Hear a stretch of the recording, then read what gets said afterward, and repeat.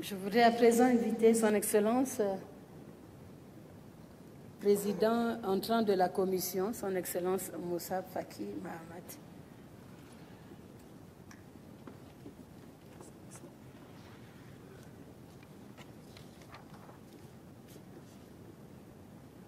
Excellence, Monsieur le Président en exercice de l'Union,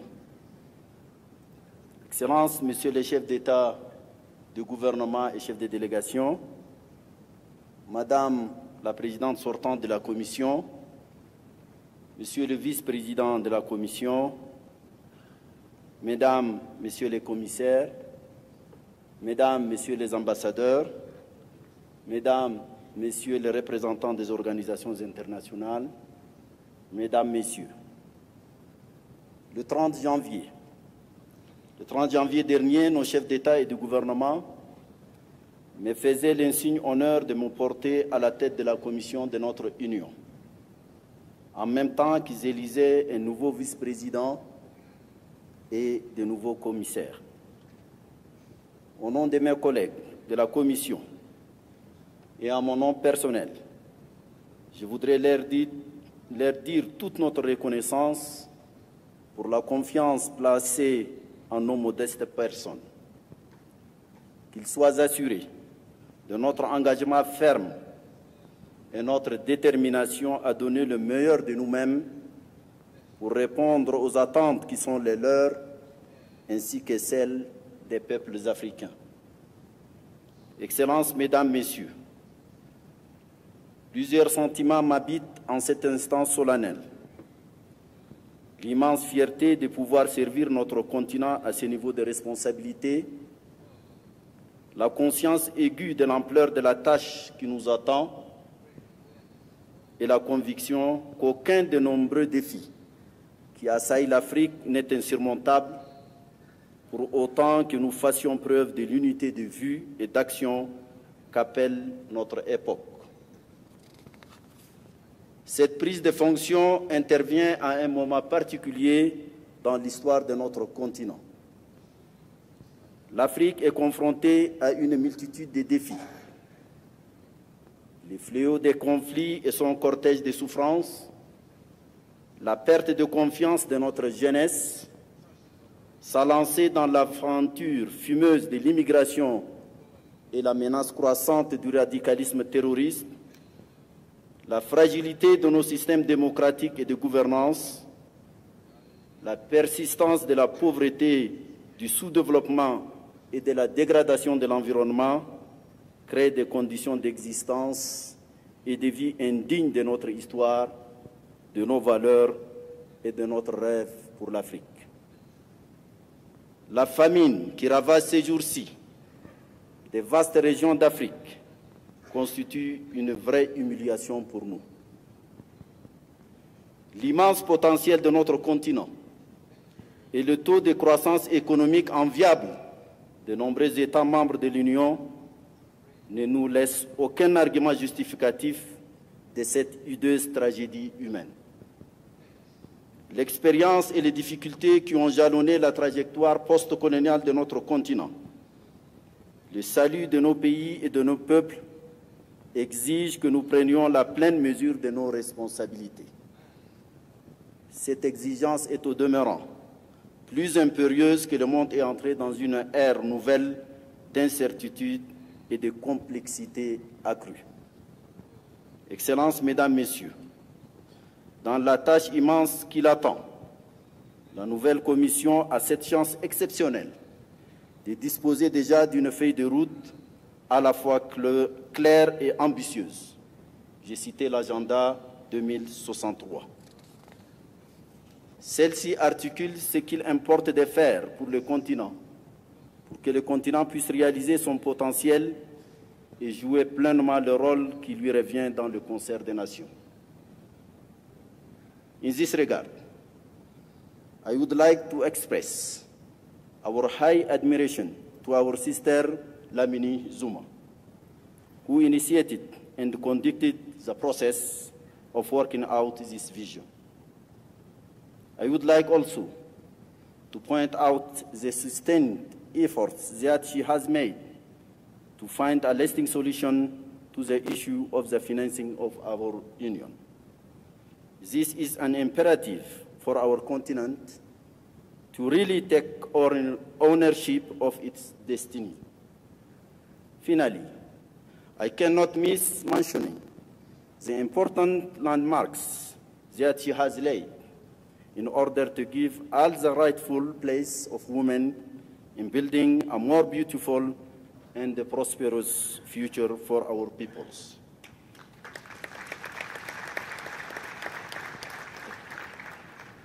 Madame Lamine Zuma, my best wishes for you, for your new life, which starts in your rich, political and militant life. Thank you.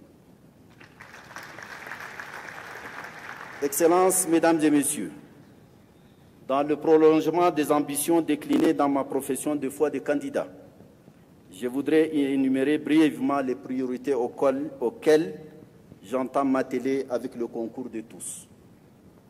Réformer les structures de notre union commune, simplifier ses procédures, améliorer son efficacité et son efficience pour faire de la Commission un outil capable de porter et traduire dans les faits la vision de nos dirigeants et les aspirations de nos peuples. Nos procédures administratives doivent être adaptées aux exigences des réformes telles que proposées dans le rapport éclairant du président Kagame. Faire taire les armes et dessiner une Afrique débarrassée de conflits à l'horizon 2020 demeure l'objectif à moyen terme sur lequel mon regard restera imperturbablement fixé. Hisser les femmes et les jeunes à la place qui leur revient dans la promotion de la paix, du développement et la renaissance africaine. Je suis résolu à faire de la moitié du ciel africain, que sont les femmes, et des porteurs de l'avenir, que sont nos jeunes, le cœur palpitant de notre projet. Imprimer la dynamique requise à l'intégration économique du continent et aider à en accélérer le développement.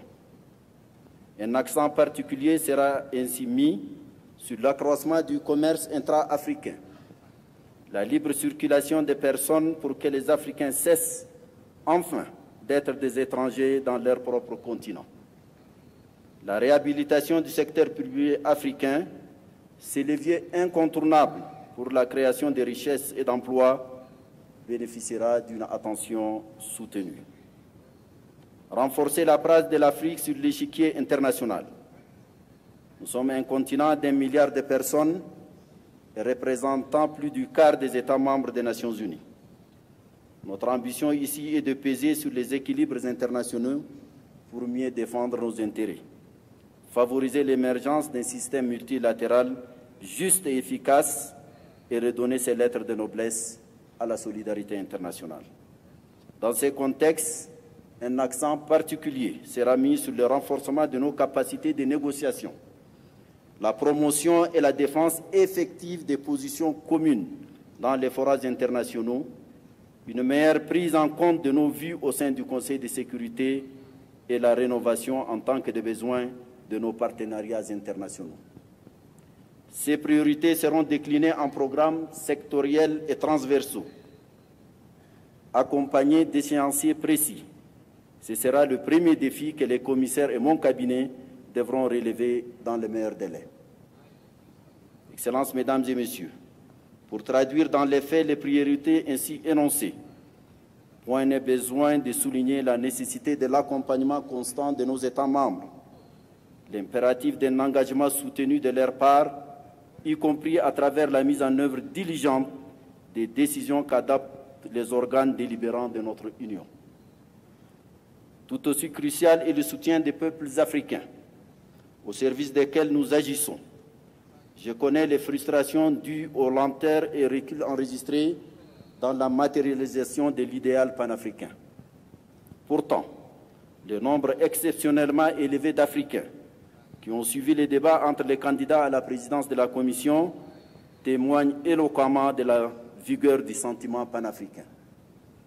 Je m'engage à faire fructifier cet acquis et en faire un levier puissant pour l'accélération de la transformation de notre continent. Nous aurons enfin besoin du soutien de tous nos partenaires, qu'il s'agisse de la sécurité internationale, du changement climatique, du développement ou des migrations. La complexité des problèmes à traiter est telle qu'elle exige une action concertée. J'assure nos partenaires de notre ferme volonté d'œuvrer étroitement avec eux, animés que nous sommes par la conviction que nous n'en serons que plus forts pour relever les défis qui nous sont communs. Les Nations Unies occuperont une place de premier plan dans la constellation de nos partenaires.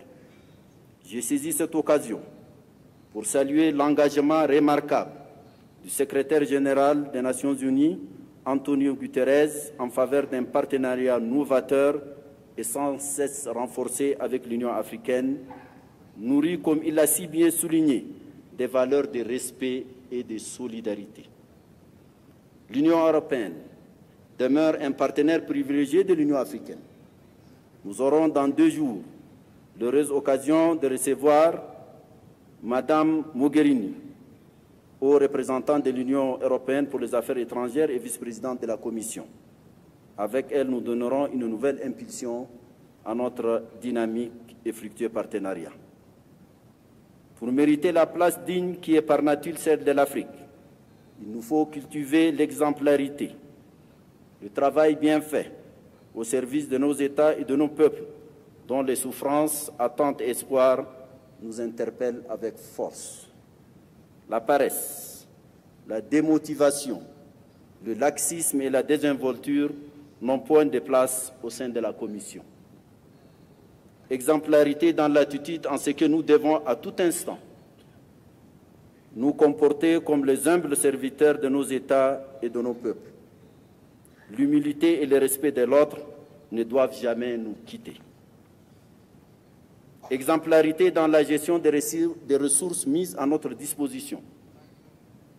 Nous devons être le parangon de l'honnêteté et de la vertu sur le continent. Autrement, comment pourrions-nous efficacement et de façon crédible porter la bonne parole et propager les bonnes pratiques sur le continent? Je suis déterminé à appliquer une politique de tolérance zéro envers tous les actes qui ternissent l'image de notre Union et sapent la confiance que nos États et peuples placent en nous. Je suis tout aussi déterminé à promouvoir l'excellence et le mérite.